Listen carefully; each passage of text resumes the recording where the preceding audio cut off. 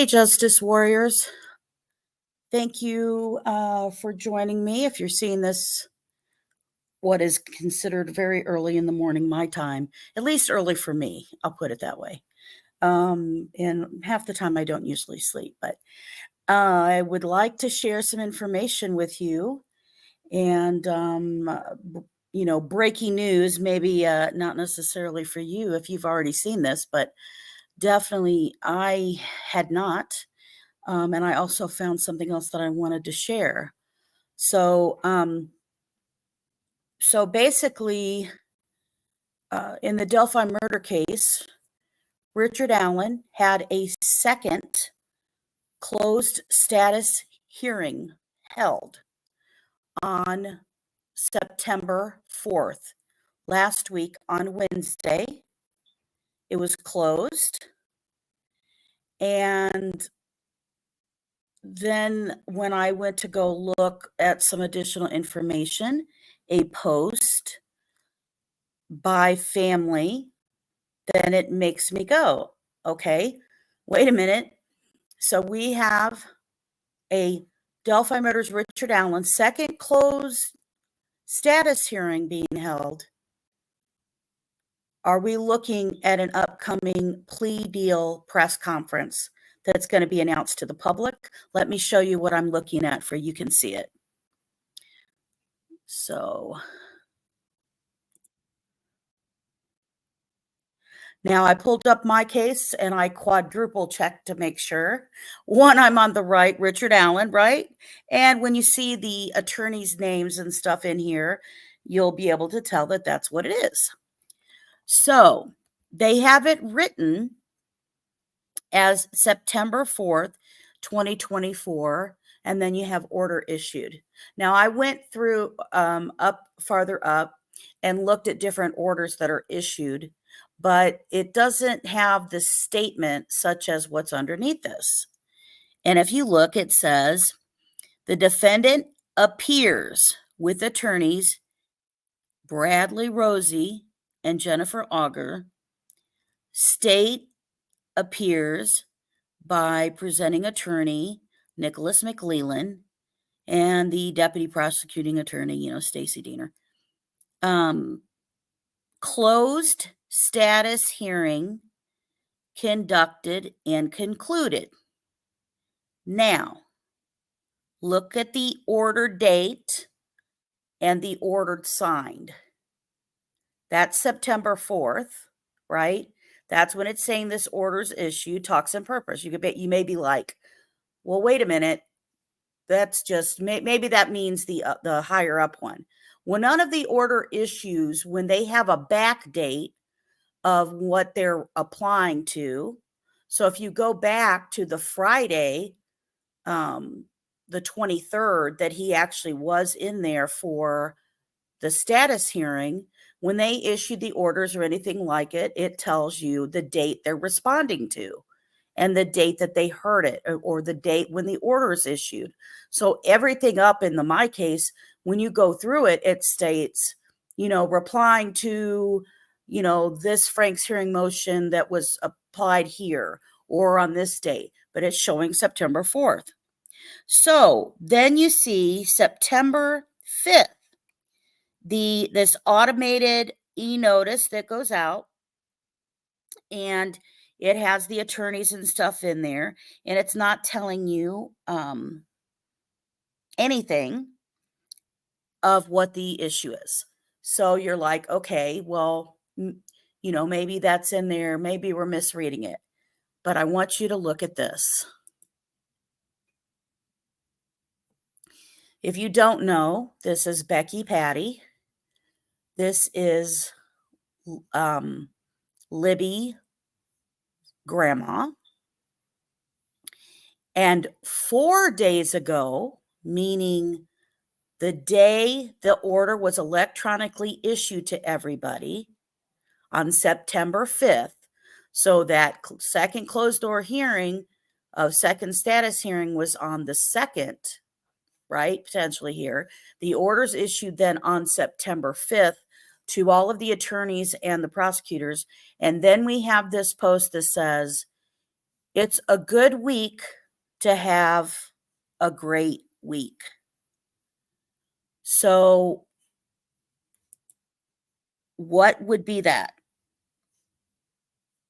Right?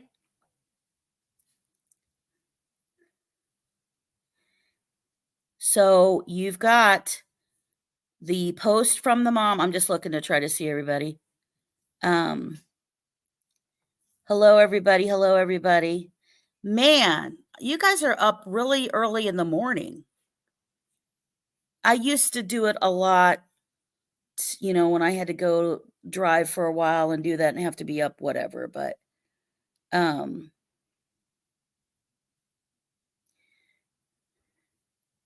anyway. So I thought I would share that with you guys. You know, you've got, like I said, you've got this second status hearing showing of the date of September 4th, showing them, you know, present.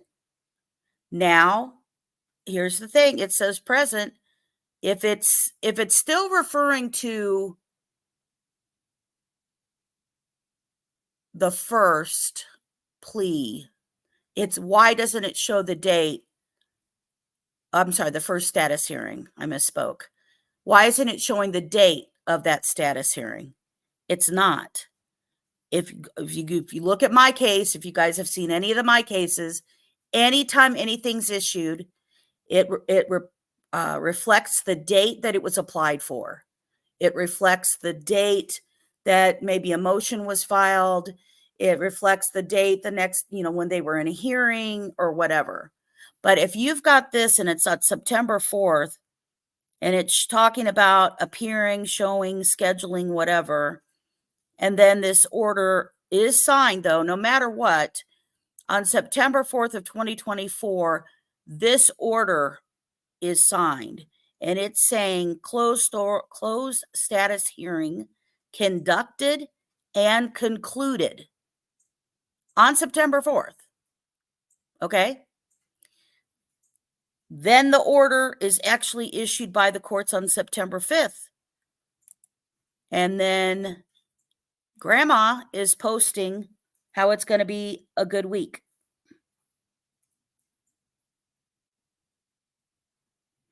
So,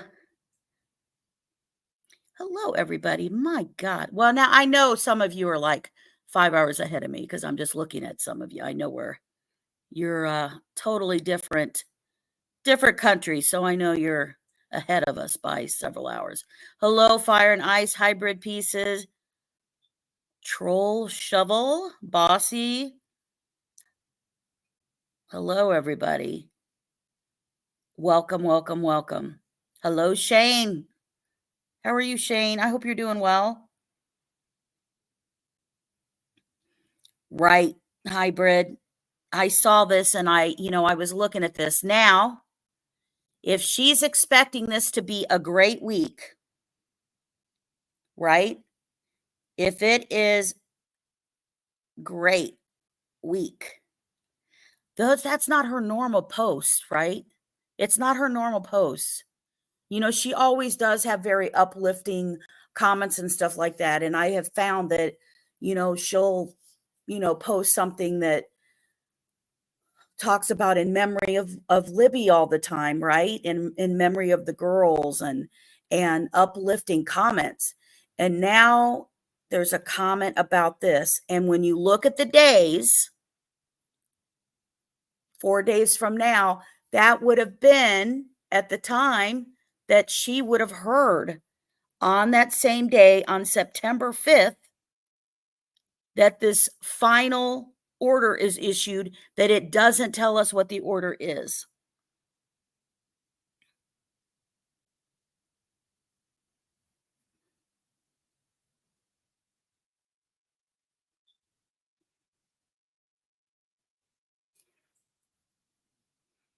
So that's my thoughts.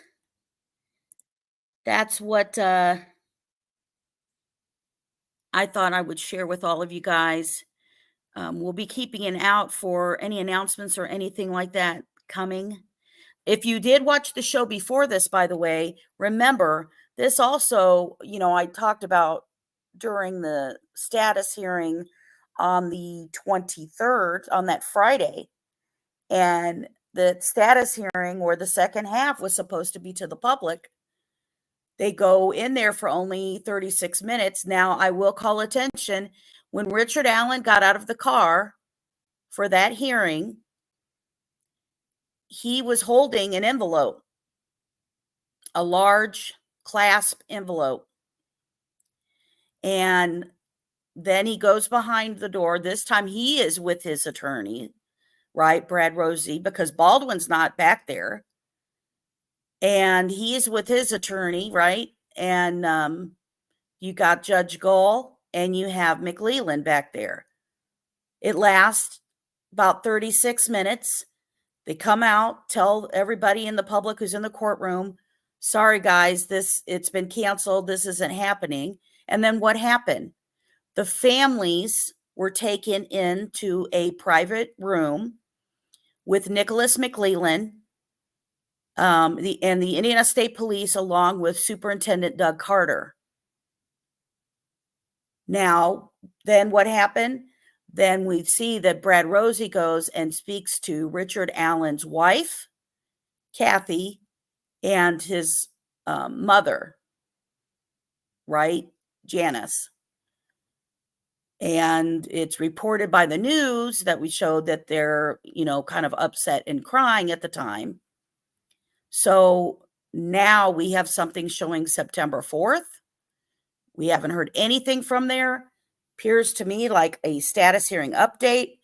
I'm saying that it could be, and I believe, in my opinion, that it is them coming to an agreement. And remember, I showed you what a status hearing in Indiana means. They see whether there's any way that anything can be worked out. If there's going to be a plea deal, that's when it's offered at that time. And I think that may have been offered up front, and especially now that the court is not allowing them to have third party based on what? They're not having it based on the odinous theory. Now, they did include other names, but like the Kleins, but they based that on the odinous theory as well.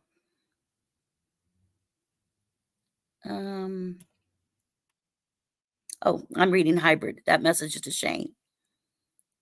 So if this is true, if this is going to be a great week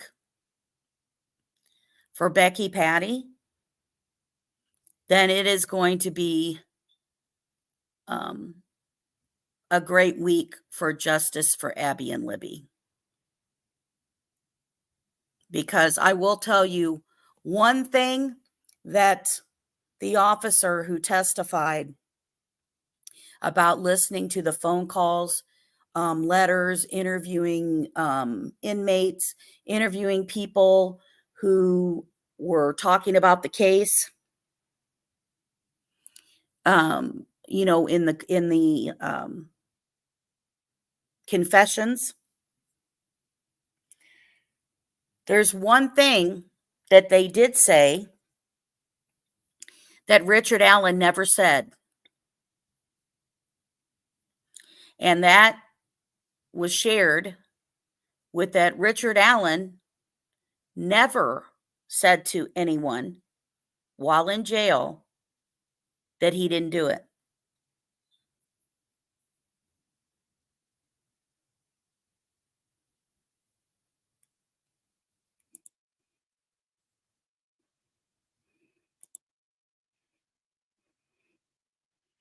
By person playing to be Ron Logan, you should be ashamed of yourself pretending to be a dead person.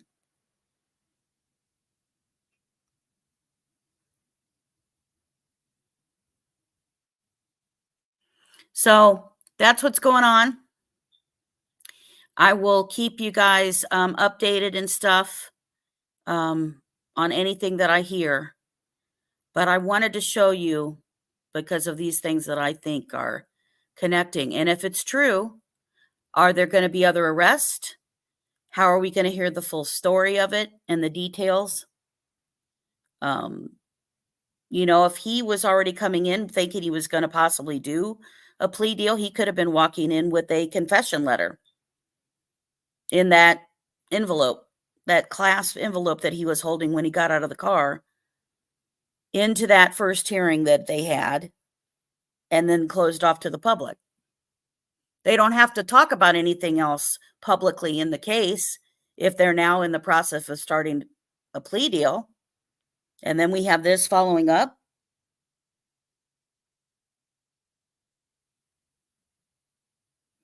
Thank you, Bossy. I have met some very great people. And, I think the positive to think is that, a lot of people go, oh, there's horrible people on YouTube or horrible channels or horrible whatever. And you know what? Yes, there are. I'm shocked by it, kind of. I can't believe it. But, there are some really, really good people out here and that are trying to do the right thing. So, but I appreciate all of you guys. I thought I would get this out. I thought you guys would want to see it, right? Because this this Becky Patty, when this got posted, because I took the photo of that today to show that 4-day delay, right? So it would show with the matching of that. I just thought that's awful interesting to happen at the same time, because that doesn't make sense. She'd get the word. And here's what I think. This is totally my speculation opinion.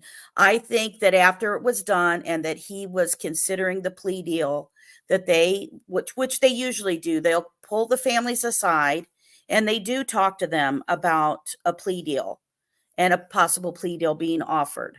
Now, I have learned this with other victims and their families, unfortunately, that honestly, it doesn't matter if the family agrees to it or not. Although I don't think that the Nicholas McLeland or Superintendent Doug Carter, I don't think they want to sit here and do anything against family wishes. And plus, also, it's a national level type of case exposure. But I've had victims that I've sat here and helped with in court, and Valerie Tyndall's case is an example. They hear they're going to have a plea deal, and they thought, okay, great, this is all going to be out in the open, and we're going to get this, and it's going to all be done. And they go ahead and they are supposed to make their statement impact and all this and everything. And then what happens? Their person only got the plea deal, and he didn't come up forward and tell anything. He didn't say anything that happened in the case. And, then they sit here and they go, well, wait a minute. He didn't have to admit that he sexually assaulted our daughter. I mean, he was her boss for 2 years. He was a grown married man. I'm talking about Valerie Tyndall. He's a grown married man. He'd be letting her work for the summer. She was only 17. She started working when she was 15. He was her next door neighbor, but still it's a boss. And he kills her at his house. And if you haven't watched that case, please do, because I do work with other families and other cases. Some take me a while to work on before I can present and show you what's going on and what's going on. I just got a new missing case at request to try to help find a girl. Provide my stuff and see what I can do and give them resources. I'm not a detective by any means. But I try to get the info, and then I try to create the awareness. That's what I do. And then I try to help them get media coverage to create that awareness. So, those types of things that I've done, just kind of like for Oakley Snow, right? And I don't understand why they have plea deals, and that they would ever have a plea deal that they don't make the person tell everything up front. I don't think that would happen here. I just don't think it would happen. So, to hear that this is going to be a great week from Becky Patty. It makes me feel good. And those signs of it, what happened on the 20th, on that Friday, first hearing, right? Status hearing. Then what I believe is a second status hearing on September 4th, which then it says was done and completed. And then September 5th, this order's in there. September 5th, this is posted. So that's what's going on. Let's see.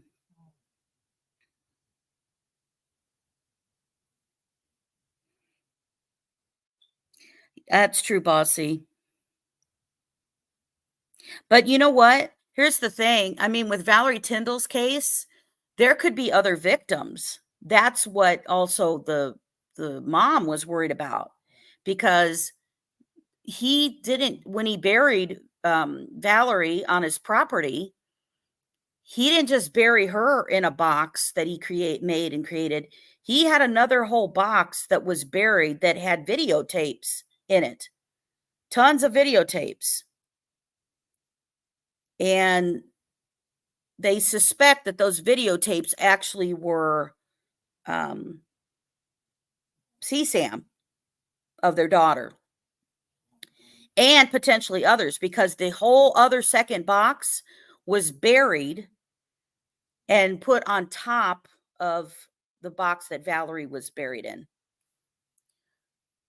So if he was doing that, then he should have CSAM charges. He should have,